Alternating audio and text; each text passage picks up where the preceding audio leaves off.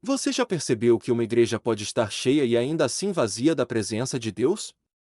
Já notou que pode haver música, programas, agendas cheias, projetos e cargos, e mesmo assim o céu permanecer em silêncio? E se eu te dissesse que Ellen G. White descreveu de forma impressionante como Satanás entra numa igreja sem precisar arrombar porta nenhuma? E se eu te dissesse que esses sinais começam como algo normal, aceitável, moderno, e só depois se tornam uma tragédia espiritual?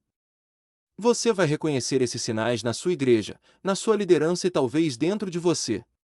Eu te aviso com amor e urgência: ignorar isso não te deixa neutro, te faz cooperar com a invasão.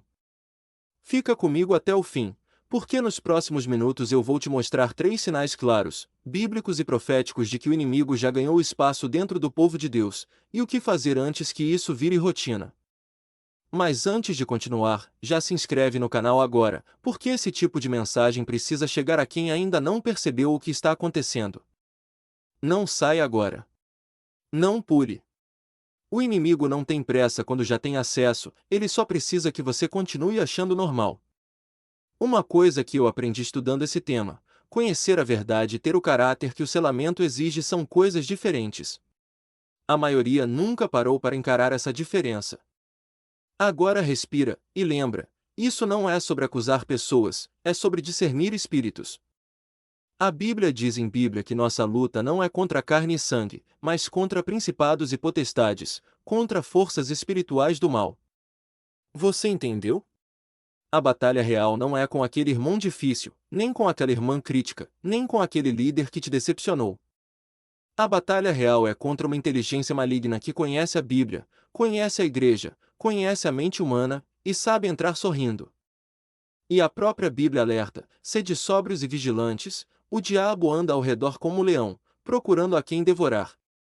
Você acha que ele ruge só fora da igreja? Ou também nos bastidores, nas reuniões, nos grupos de mensagem, nas conversas que começam como oração e terminam como julgamento? A profecia é clara: o alvo sempre foi o povo de Deus. Então por que agir como se não houvesse um plano específico contra a sua congregação? Por que tratar tudo como simples diferença de opinião? Ellen G. White explica que o grande conflito não é teoria, é diário, real e estratégico. Satanás não tenta destruir a igreja de fora primeiro, ele enfraquece por dentro. Ele muda o gosto espiritual. Ele altera o padrão, sem você perceber. E quando o padrão muda, o povo se acostuma. Quando o povo se acostuma, a presença de Deus se retira e sobra apenas movimento humano. Agora uma pergunta direta: você quer uma igreja que parece viva, ou uma igreja que é viva? Jesus disse que um povo pode honrá-lo com os lábios enquanto o coração está longe. Isso significa que alguém pode cantar, pregar, ensinar, e ainda assim estar distante de Deus. E quando o coração se afasta, algo ocupa esse espaço. Existe uma forma de piedade sem poder. Aparência sem vida. E o perigo da aparência é que ela engana até gente sincera. Antes de continuar, deixa eu te pedir mais uma coisa: se isso já está fazendo sentido, se inscreve no canal e comenta: eu estou atento.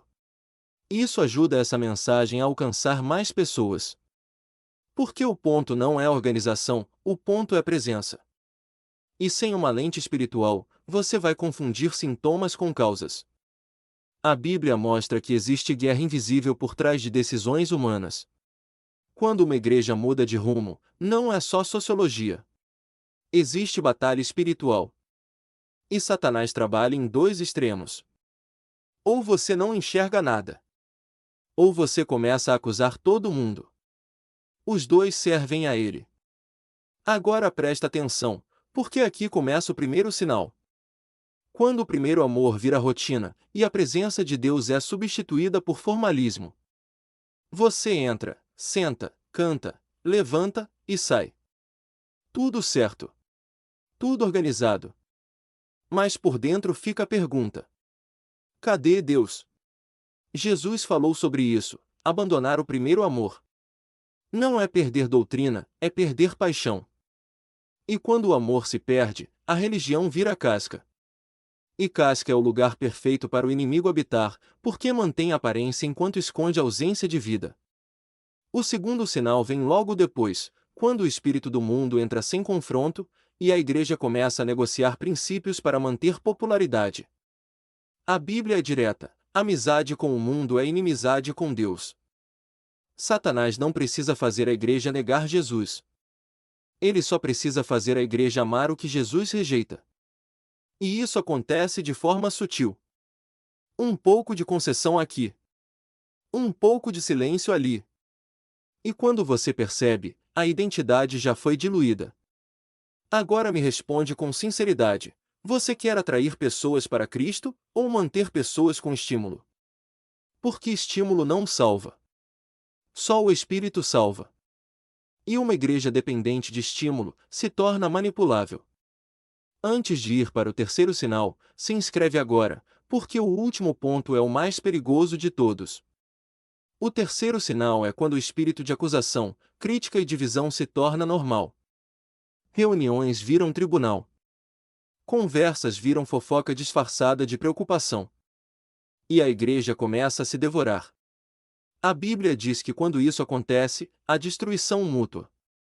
E aqui está o ponto mais sério. Quando a igreja se devora, ela está fazendo o trabalho do devorador. Ellen G. White alerta que Satanás se alegra quando consegue dividir o povo de Deus, enfraquecer a confiança e destruir o amor.